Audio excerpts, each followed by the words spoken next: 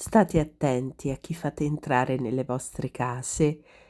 Salve a tutti carissimi, oggi voglio tornare a parlarvi di Dondolindo Ruotolo. Per chi non lo conosce, Dondolindo Ruotolo è stato un terziario francescano, un sacerdote, vissuto a Napoli ed è morto nel 1970. Oggi è venerato come servo di Dio dalla Chiesa Cattolica ed è in corso il processo di beatificazione.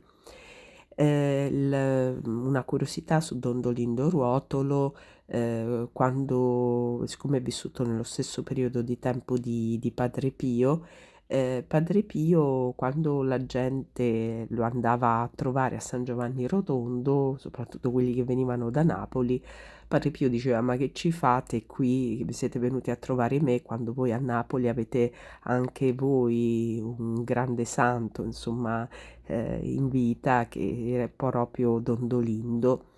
Un altro aneddoto che vogliamo ricordare di Dondolindo è quello relativo alla sua tomba, che si trova a Napoli nella chiesa di San Giuseppe dei Vecchi.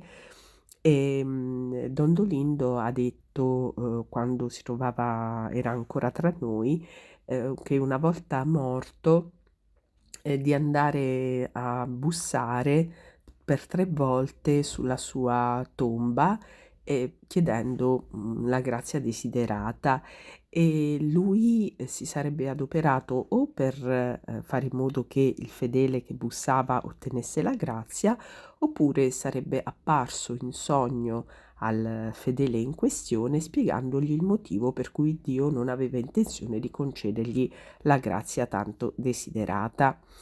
Dondolindo è anche l'autore dell'atto di abbandono a Gesù, che gli è stato dettato dallo stesso Gesù, e di un'infinità di scritti mistici e anche di opere esegetiche di interpretazione delle Sacre Scritture.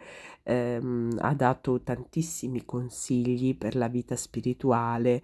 Uno di questi riguarda proprio quello che dicevamo nell'introduzione, cioè la necessità di fare attenzione alle persone che entrano nelle nostre case. Scrive infatti Dondolindo: il Signore ci avverte di non introdurre chiunque nella nostra casa. In questo completa e spiega questo importante avviso e ci pone in guardia contro le pericolose occasioni del male.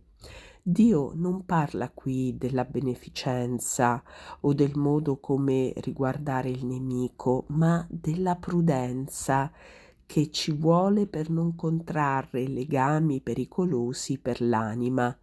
Noi infatti siamo espansivi, facili a donare quando siamo presi da simpatia e facili a credere alle melate parole altrui.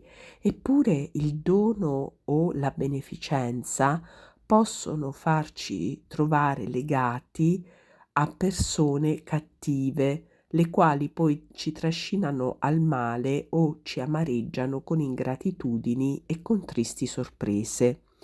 Non bisogna mai fare del bene ciecamente, ma è necessario badare chi è a colui con il quale si viene in intimità e preferire in queste speciali manifestazioni di affetto le persone giuste. Anche Dio avversa i peccatori distaccandosene, perché non può essere il loro amico quando essi col peccato rinnegano la sua amicizia. Eppure Dio li ama, li desidera al suo cuore, li scuote perché vengano a Lui. Ora, come il Signore avversa il peccato, pur amando la sua creatura con infinita carità, così noi dobbiamo stare lontano dai peccatori, per non essere coinvolti nel loro castigo, pur amandoli nella carità doverosa in ogni cuore cristiano. È questa anche una regola di prudenza umana, perché dai cattivi è vano sperare il bene, anche quando fingono di volercelo fare, poiché essi portano con loro la rovina e la maledizione.